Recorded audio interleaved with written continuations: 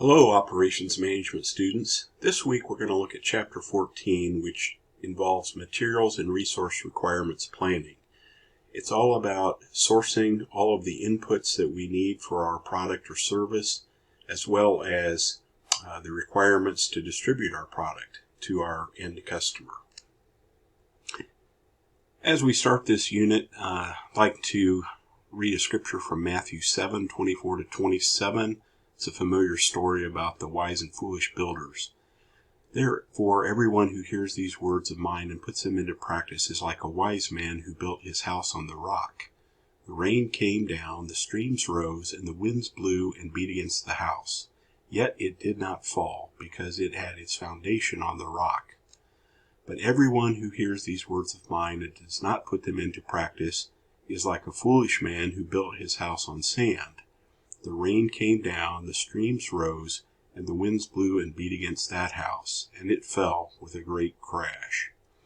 As we look at this chapter, it's important to make sure that we build well and that we gather components that will affect the end product that are of quality, because as we've learned in earlier chapters, garbage in, garbage out. So very important to source good inputs so that it ends up being a good quality end result. Here are our learning objectives for Chapter 14. We're going to explain Material Requirements Planning, and we'll refer to that as MRP. We'll conduct MRP at multiple levels in the Bill of Materials. Bill of Materials acronym is BOM. Explain use of Distribution Requirements Planning. Conduct Capacity Requirements Planning. Describe how Material and Resource Planning works with Enterprise Requirements Planning, and explain how advanced planning and scheduling systems improve planning. I want to start out by playing a video. This is about a furniture production company in my hometown, Berne, Indiana, and the gentleman on the video who's the president of the company is my wife's uncle. And so they have a very interesting story, and I think it aligns well with what we're going to be talking about in this chapter. So go ahead and pause this PowerPoint and bring up the Our Story Smith Brothers of Berne video, which is posted in Moodle for you. So I hope you enjoyed that story. It's an example of when everyone else was offshoring and Smith Brothers seriously looked at it. They looked at moving operations production to China, but they saw an opportunity where they could fill a void for quality and speed of delivery and customization, and they have grown dramatically by making that particular choice.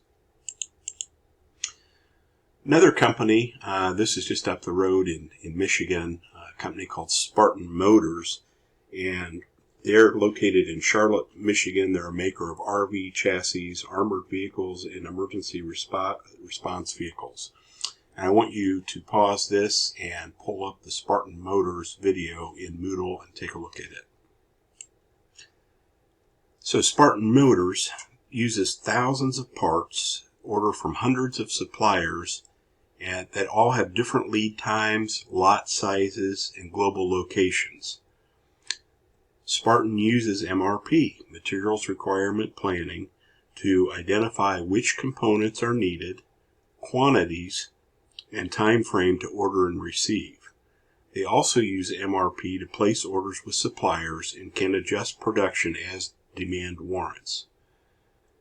Now, can you imagine keeping track of all of the components and ordering the components that you need without the use of computer systems? Fortunately today, most producers of any size will use computer systems to keep track of their input inventory, to place orders at levels so that, one, they don't run out, but two, that they don't stockpile so much inventory that it leads to excessive holding costs. Now, if you'd like, download the Chapter 14 notes from Moodle, and you can follow along and fill in the blank as we complete the notes for you. So, requirements planning. The first component is independent demand that's created by customers. When someone places an order, that creates demand, and that should trigger us to be making product. There's also dependent demand, and that's driven by demand of another item internally. So let's use an example. For me, as I'm recording this, it's getting close to lunchtime, and so let's use the example of a pizza shop. And let's say that a customer orders a pepperoni pizza. That would be an example of independent demand. The demand is created by the customer who has placed the order. The amount of pepperoni, sauce, and dough that the pizza shop needs is dependent on aggregate customer orders. So the amount of sauce and dough and pepperoni that the pizza shop orders would be an example of dependent demand. It all depends on what they expect customer orders to be. MRP, Materials Requirement Planning, computes demand for dependent items. And DRP, Distribution Requirement Planning, computes demand for finished goods in the distribution system. And finally, CRP is Capacity Requirements Planning, and that's where we determine if we have sufficient resources available to produce the demand that's required. This is an interesting diagram from your textbook, and I want to try to explain it here. So MRP, Materials Requirement Planning, deals with all of the inputs that we need to produce our good or service. DRP, Distribution Requirement Planning, deals with getting our final good or service to our end customer.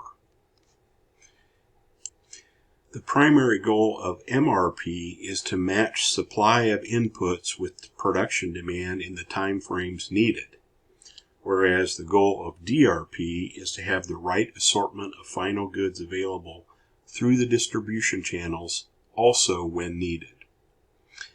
An interesting concept to note here, and you might have heard this before in other classes, Tier 1, 2, and 3 suppliers.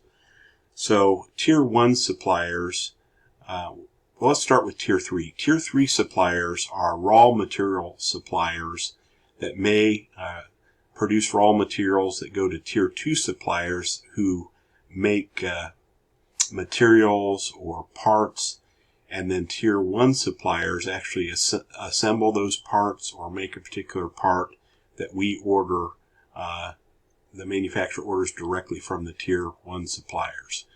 So Tier 1 suppliers deal directly with the final manufacturer.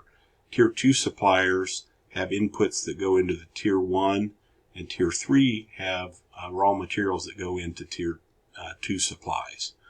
And as we've seen in prior examples, we may be only ordering from company B, but B may have materials and parts from all over the world from different suppliers.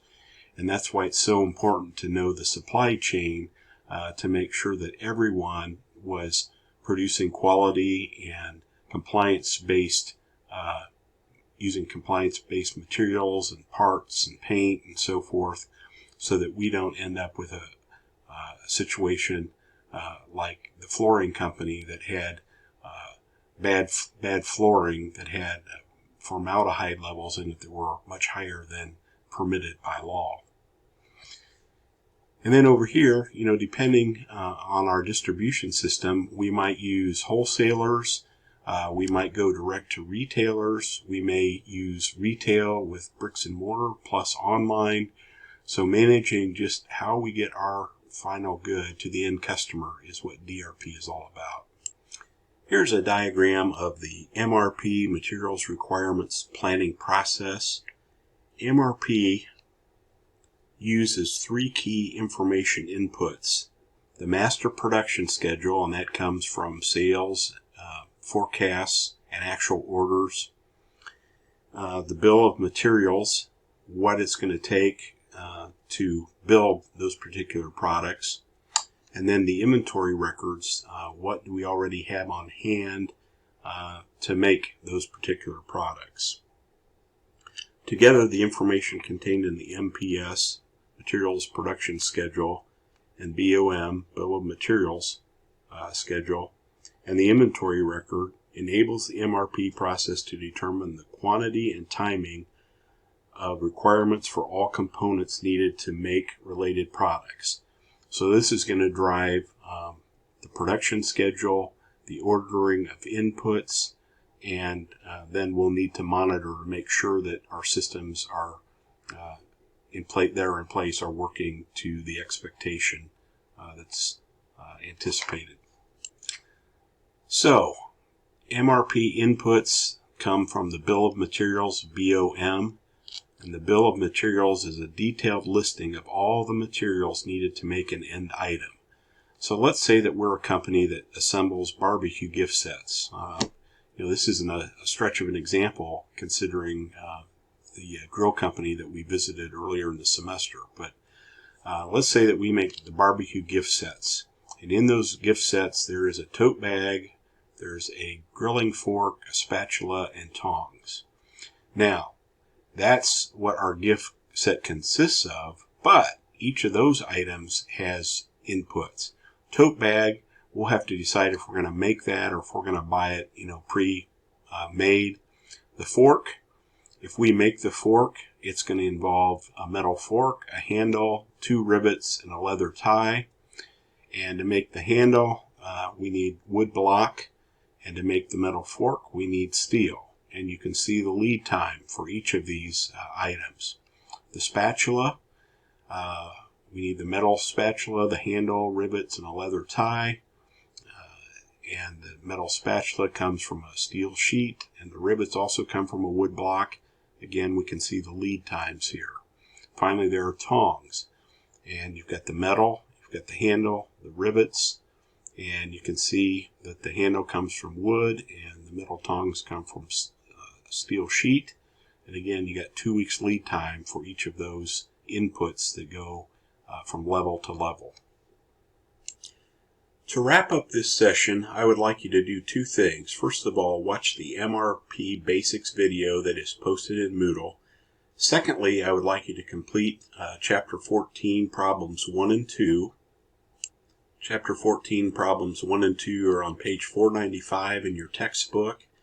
And Problem 1, using the BOM shown below, BOM, remember, Bill of Materials, how many of Part E will be needed if 20 units of end item A are needed?